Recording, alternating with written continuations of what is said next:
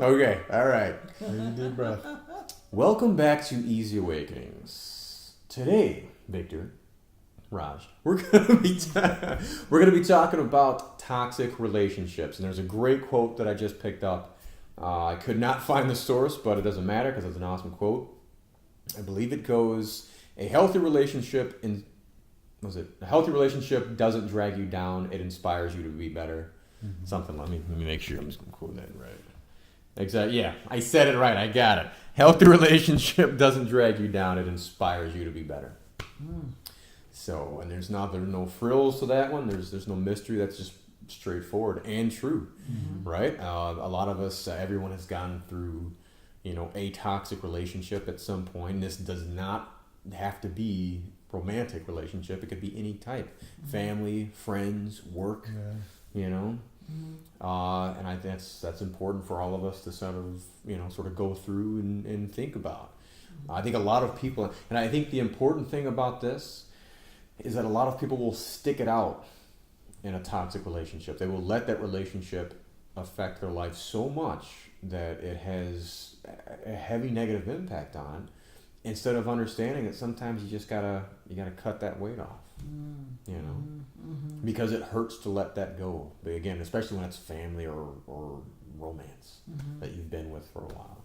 Right. You know? And then sometimes people stay in toxic relationships, or just even, any toxic. It could be a toxic relationship with your parents, or it could be a toxic relationship with your siblings.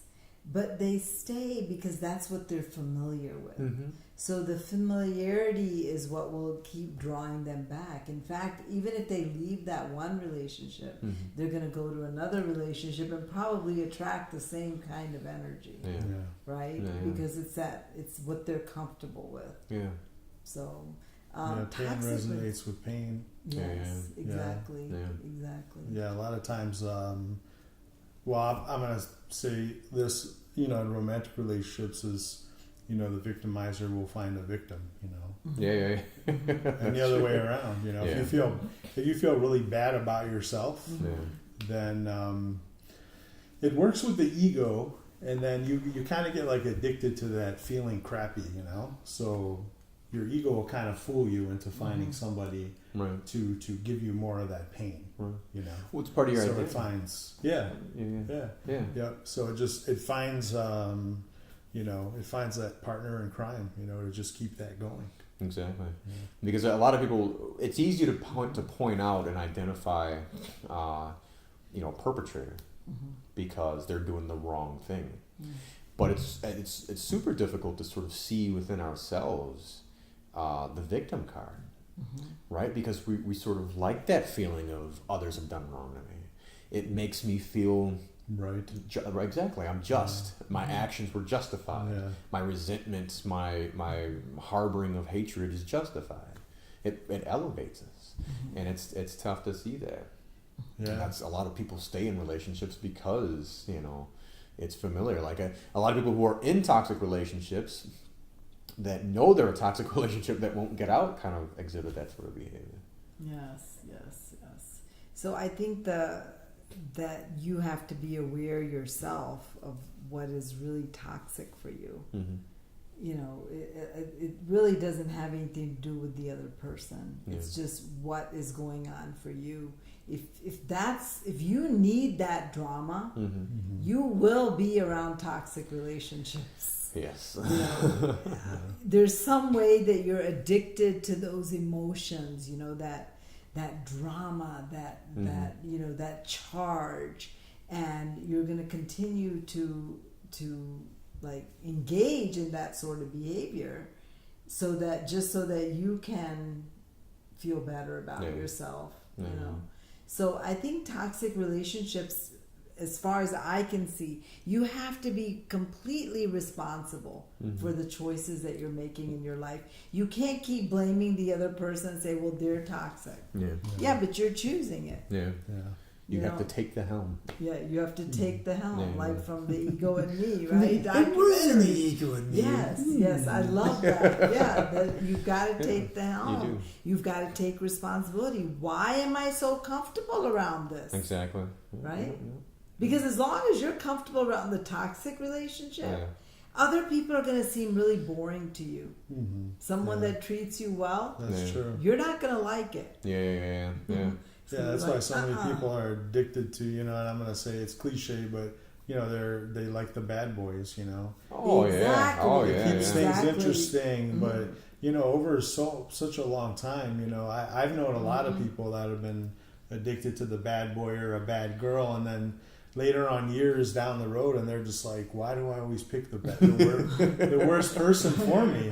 Yeah. Well, They don't why do I realize. why do they always come to me? How do they find me? It's never why do I pick it, right? Yes, It's they yes. always find It's me. both. It's both, Yeah. actually. Yeah, oh yeah. Well, that's what I mean. It's that. It's master always putting it- shifting the blame Yeah. right over there. Yeah. You're responsible for finding me and seducing me into liking you. Right. Well, let's do this. Let's do this before we get off today. I want to know. Let's get some examples Okay. in our lives where we had toxic relationships. Not naming names. We might still have some of those people in our lives. I'll start off since I'm named. One of my previous relationships. It was very toxic. You remember this one? I might have talked about it on a previous podcast, but Well, I've known you for a long time. yeah. No, this was a love interest, and we were together for a while. 4 years roughly, and it was just we were living together, and things were just horrible. And I saw the signs well in advance. Things were just awful. It was. I did too. He let me know about that. We all felt it. Sometimes. It's like Marquise. Yes. She knew it. I knew it too. But yeah, no, and it carried on and just created so much torture. And I remember the day I realized what was going on. And it wasn't that I realized it was because I realized that she was toxic well before this point, but I still kept going back because there was just this attachment, and it was so hard to leave, to break up, and to leave. We were planning on a marriage, we were engaged, but the real moment of aha for me was when I looked at myself. I was driving after something real silly happened. It dragged an argument now, not even an argument, but I was fearing for her safety. At like 6 a.m, turned out that she had just fallen asleep and was toying with me the whole time. And then I looked at myself as I was driving. I started cracking up. I was like, I knew that her behavior was like this. How many slaps in the face do I have to take before I decide to move?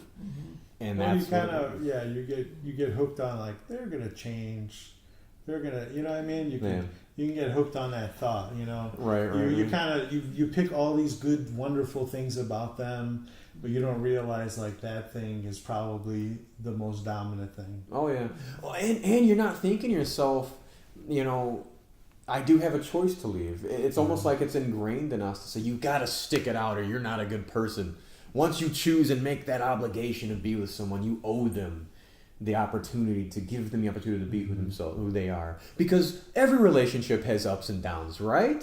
Yeah, you're spiritual, so you should be okay with that, right? You should be able to endure and compromise, show them the light, and share with them the peace and the joy that you feel. What about you, Rod? Well, okay, I'm going to talk about my relationship with myself. At one time, my relationship with myself was so toxic. Yeah. Because I really did not like my negative self-talk. I didn't have a lot of confidence. Right. There's no way that I would be able to do this. Yeah.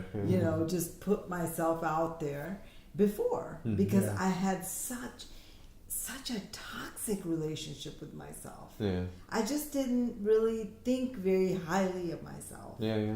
So I knew that all of my relationships were not authentic, right? Yeah.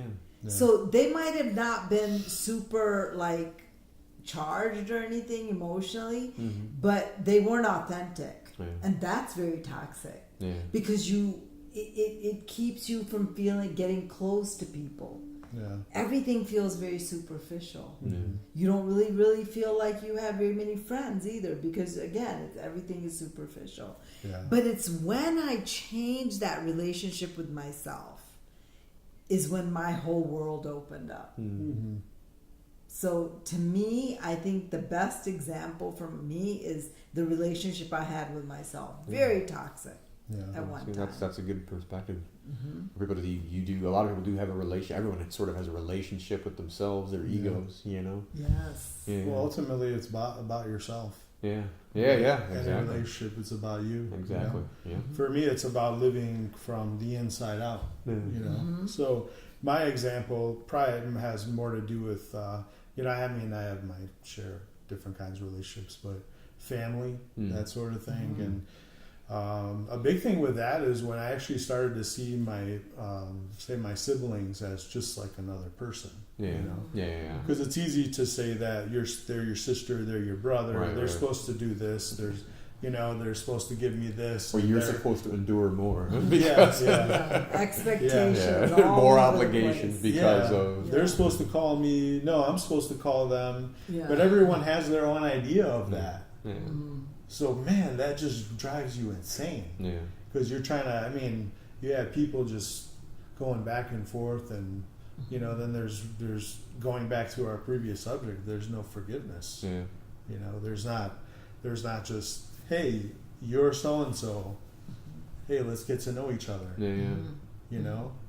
Not all this past that always has to be an issue. You know what I mean? It's like it's right there on the table. Whenever I meet you, it's not just you, it's not just me, it's this crap that's all over. It's a bag, you're dragging your bag. I mean, I'm going to stand up, but imagine like you're going like that and you're just stepping on things. All the time, and then that'd be kind of a cool. that's a good example. Toxic relationships like a room full of broken glass. Yeah, it's how it feels. You're like watching sometimes. every step you make, and then you step in the wrong one. And it's so easy after so long with so much broken glass on the floor to make those mistakes. So no, that's good. That's good. Well, we're about out of time, guys. Thanks for watching. This has been a blast. This is our new setup, by the way. We're going to be switching some things around, constantly trying some different setups. And so check out our channel, like and subscribe. Like and subscribe. Subscribe and like it. And please leave some comments. Let us know if there's anything else you want to hear about. And check out our documentary. We're coming up. Our new documentary is still in production. That's closer to post-production at this point. There's still some extra stuff we're filming. Well, check it out. We will talk to you guys next week.